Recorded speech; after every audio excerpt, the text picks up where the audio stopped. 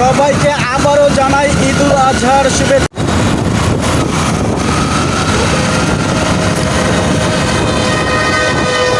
এই দেখুন কীভাবে সিরিয়াসলি যান পরিবহন চালাচ্ছে গাড়িটা, বাসটা এত স্পিডে না চালালেও পারে, কারণ ফাঁকা পেয়ে এইভাবে তো চালানো আসলে ঠিক না।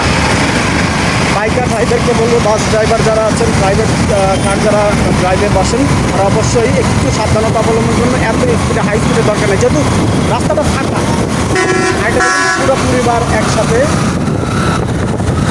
যাক, সমস্যা নাই।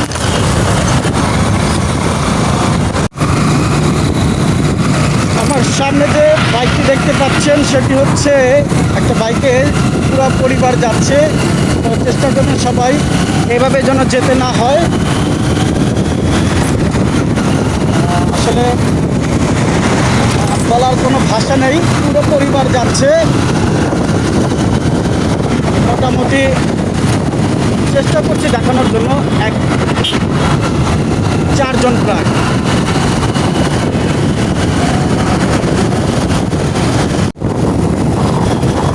প্রিয় দর্শক, কেমন লাগছে ঈদের ফাঁকা রাস্তায় চলাচলের যেই সুবিধাটা, সেটা আসলে যারা চলাচল করবে তারাই বুঝতে পারবে।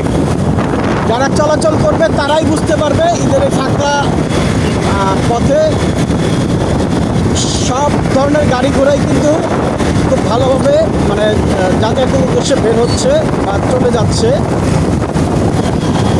আমি আবারও সাবধান করছি, যারা এই ফাঁকা রাস্তায় খুব মানে হাই স্পিডে বাইক ড্রাইভ করেন বা অন্যান্য ভেহিকেল আপনারা ইউজ করেন, তারা একটু সাবধানতা অবলম্বন করবেন, এটা রিকোয়েস্ট থাকলো। আমি দেখাচ্ছি।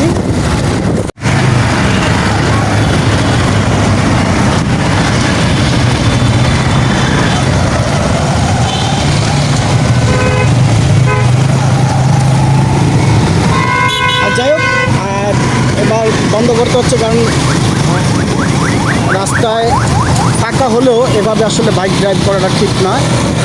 4 জন একসাথে পুরো ফ্যামিলি। এই হচ্ছে ফোয়ারা, আমি খুব সাবধানে যেতে হবে আমার। অনেক পথ দেখিয়ে দিলাম, যারা যারা মানে চিনতে পেরেছেন জানাবেন কোথায়, আর যারা যারা চিনতে পারেননি আমি কিছুটা বলে দিয়েছি, আবার সামনে বলে দিব, সেটা হচ্ছে কমেন্টসে বলে দিব। আপনারা কমেন্টসে লক্ষ্য রাখবেন, অবশ্যই অন্যান্য যারা কমেন্টস করবে তাদেরটাও লক্ষ্য করবেন। ধন্যবাদ সবাইকে।